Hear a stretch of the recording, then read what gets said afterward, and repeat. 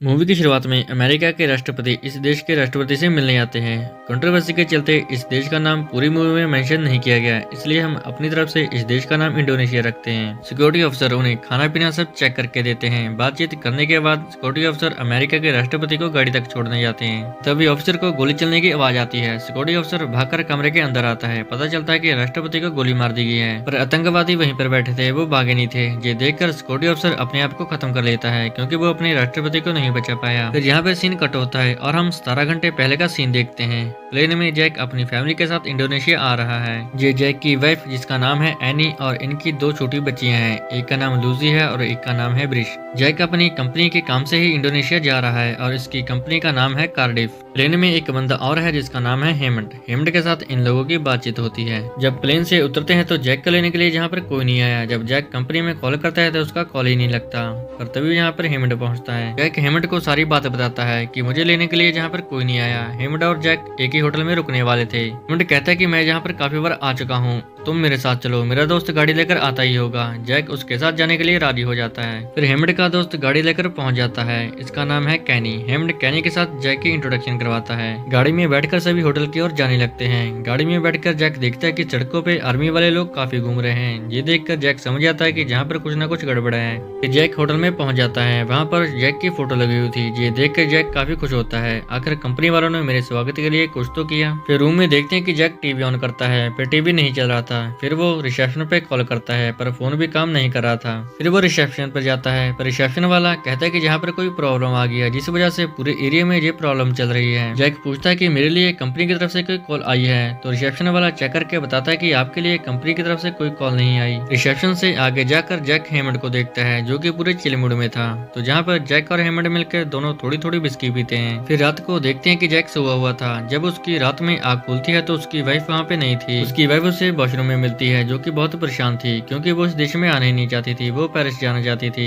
पर जैक की कंपनी की वजह से उसे जहाँ पर आना पड़ा। मॉर्निंग में जैक फिर से रिसेप्शन पर पहुंचता है और पूछता है कि मेरे लिए कोई कंपनी की तरफ से कॉल आई है, पर रिसेप्शन वाला कहता है सर आपके लिए कोई कॉल नहीं आई। जैक रिसेप्शन से अखबार के बारे में पूछता है कि जहाँ पर अखबार कहाँ मिल सकता है, तो वो उसे मैप दिखाता है कि इस जगह पे जाके तुम्हें अखबार मिल जाएगा। जैक अखबार लेने के लिए बाहर जाता है। जब वो मार्केट से गुजर रहा था सभी लोग उसे घूर घूर कर देख रहे थे, पर जैक को कुछ समझ नहीं आ रहा था कि ये लोग मुझे क्यों घूर घूर कर देख रहे हैं। फिर जैक अखबार की दुकान पर पहुंचता है। वहाँ पर ओल्ड मैन था। ओल्ड मैन गोरे को देखकर उसे घूरने लगता है। अखबार मांगने पर ओल्ड मैन उसे 3 दिन पुराना अखबार देता है। फिर अचानक से जहाँ पर सन्नाटा छा जाता है। जैक पीछे घूम कर देखता है तो उसे एक साइड पर आर्मी की भीड़ दिखती है और दूसरी साइड पे वहाँ के लोकल लोगों की भीड़ दिखती है, और जैक इन दोनों के बीच में होता है। दरअसल जहाँ पर गवर्नमेंट के खिलाफ प्रोटेस्ट चल रहा है, जहाँ पर दंगे होने लगे। जैक किसी तरह बचते हुए भागकर अपने होटल तक पहुँचता है। देखता है कि वो प्रोटेस्ट करने वाले लोग जहाँ पर भी पहुंच चुके हैं, वो होटल के बाहर उन लोगों को मार रहे हैं जो बाहर से आए हैं, खासकर उन लोगों को जो अमेरिका से आए हैं। तो जैक भी जहाँ पर अमेरिकन ही है। वो लोग जैक को देख लेते हैं। जैक भागकर सीढ़ियों की मदद से होटल के अंदर चला जाता है। वो सबको इन्फॉर्म करता है कि वो लोग जहाँ पर आ चुके हैं। रिसेप्शन पर देखता है कि वो लोग होटल के अंदर आ चुके हैं। जैक अपने रूम में आता है। वो सारी बात अपनी वाइफ एनी को बताता है। तभी जैक को पता चलता है कि उसकी बेटी ब्रिशा स्विमिंग करने के लिए नीचे स्विमिंग पूल में गई हुई है। जैक भागकर ब्रिश को लेने के लिए बाहर जाता है। सभी लोग होटल के अंदर पहुंच चुके थे। जैक वहाँ से होटल का मैप उठाता है और स्विमिंग पूल को ढूंढने लगता है। इधर एनी अपने रूम में बाहर देखती है। उसके सामने वाले रूम में वो लोग घुसकर लोगों को मार रहे हैं। ये देखकर एनी बहुत डर जाती है। इधर जैक अपनी बेटी ब्रिश को खोजते हुए स्विमिंग पूल तक पहुंच जाता है। वो उसे वापस लेकर भागता है, पर उसे वहाँ पर एक बंदा देख लेता है और वो सभी जैक को मारने के लिए उसके पीछे लग जाते हैं। फिर एक जगह पे जाकर जैक फंस जाता है, तो तभी वहाँ पे एंट्री होती है हेमंड की। हेमंड जैक को उन लोगों से बचाता है और हेमंड अपने रूम तक पहुंच जाता है।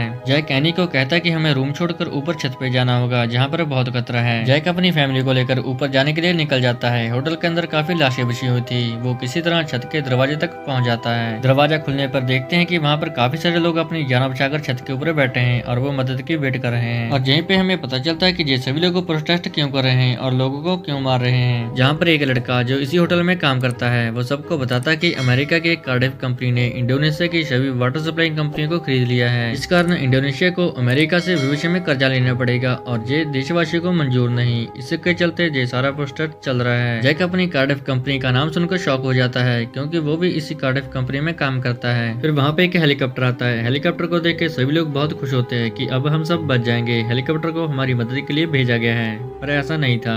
हेलीकॉप्टर इन लोगों का था। वो हेलीकॉप्टर से ही गोलियां चलाने लगते हैं। काफी लोग मर जाते हैं, पर जैक अपनी फैमिली को किसी तरह बचा लेता है। देखते हैं कि हेलीकॉप्टर की टेल में एक तार फंस जाती है, जिसकी वजह से पूरा हेलीकॉप्टर वहीं पे क्रैश हो जाता है। जैक छत से बाहर देखता है। उसे एक सामने वाली बिल्डिंग की छत दिखती है। उसे एक आइडिया आता है। वो एनीस को कहता है कि तुम्हें यहाँ से कूदकर सामने वाली बिल्डिंग की छत पर जाना होगा। मैं इधर से दोनों बच्चों को फेंकूंगा और तुम उनको पकड़ लेना।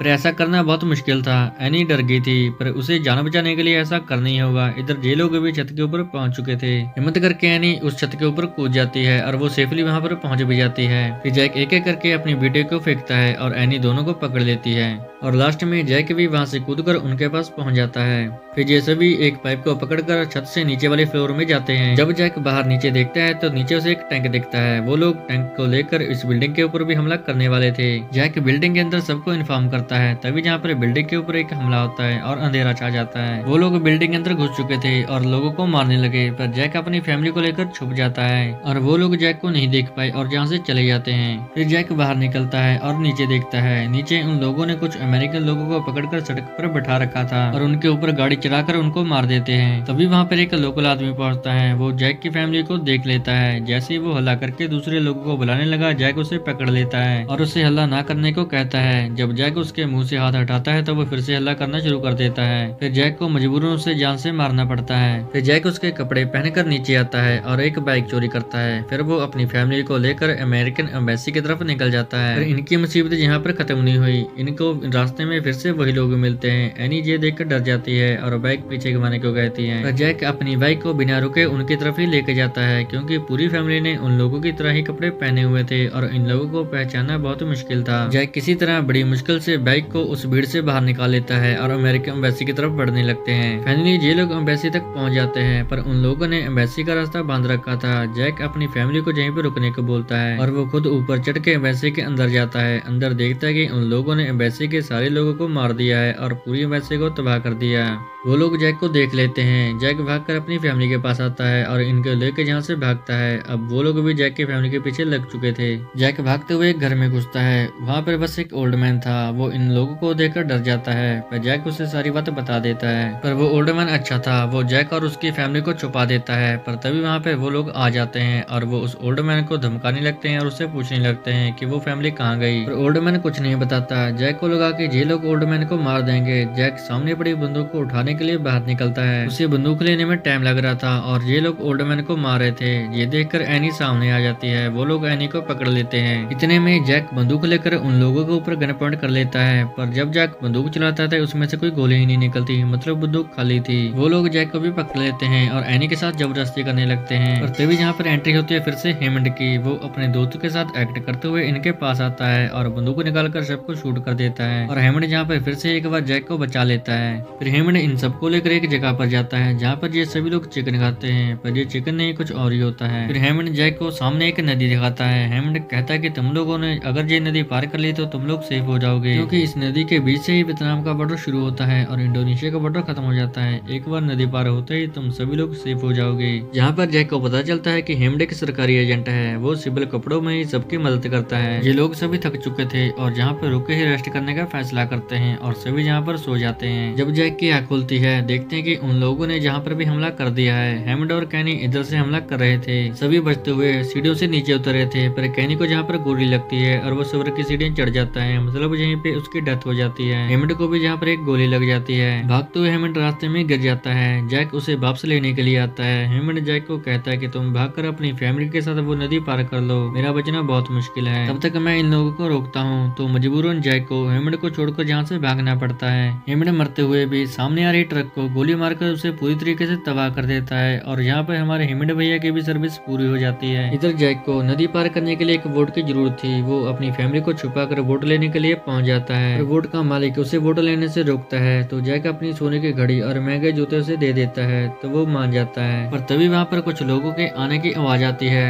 जैक बोट के नीचे छुप जाता है। ये वही लोग थे और ये लोग उस आदमी को जैक के बारे में पूछने लगते हैं पर वो कुछ नहीं बताता। आखिर में वो लोग जैक को ढूंढ ही लेते हैं और जैक को पकड़कर मारने लगते हैं। ये देखकर उसकी बेटी जैक को बचाने के लिए बाहर आती है। ये लोग उसे भी पकड़ लेते हैं। वो लोग उसकी बेटी के हाथ में बंदूक देखकर जैक को मारने के लिए कहते हैं और जैक भी मरने के लिए तैयार हो जाता है। और इतने में एनी पीछे से आकर उसके सिर के ऊपर हमला कर देती है और जैक भी अपनी बेटी के हाथ से बंदूक छीनकर सबको शूट कर देता है। फाइनली जैक अपनी फैमिली के साथ बोट में बैठकर वियतनाम बॉर्डर की ओर बढ़ने लगता है। आगे जाकर वियतनाम आर्मी उनके ऊपर गन पॉइंट कर लेती है पर जैक अपने दोनों हाथ ऊपर खड़े कर शूट ना करने को बोलता है। इतने में इधर ये लोग भी जैक को शूट करने के लिए किनारे पर पहुंच जाते हैं। वियतनाम आर्मी ये देखकर समझ जाती है कि ये लोग मुसीबत में हैं। वियतनाम आर्मी उन लोगों को कहती है कि अगर किसी ने शूट किया तो हम इसे जंग के लिए चेतावनी समझेंगे और ये सुनकर वो लोग यहाँ से चले जाते हैं। फिर वियतनाम आर्मी जैक की फैमिली को सेफली रेस्क्यू कर लेती है। फिर लास्ट में हम देखते हैं कि जैक अपनी फैमिली के साथ सेफली घर पे है और ये मूवी यहीं पे खत्म हो जाती है। तो ये थी एक सर्वाइवर मूवी जिसमें जैक ने अपनी फैमिली को बचाने के लिए अपनी पूरी जान लगा दी। आपको ये मूवी कैसी लगी आप हमें कमेंट करके जरूर बताएं और हमारे चैनल को सब्सक्राइब करना ना भूलें।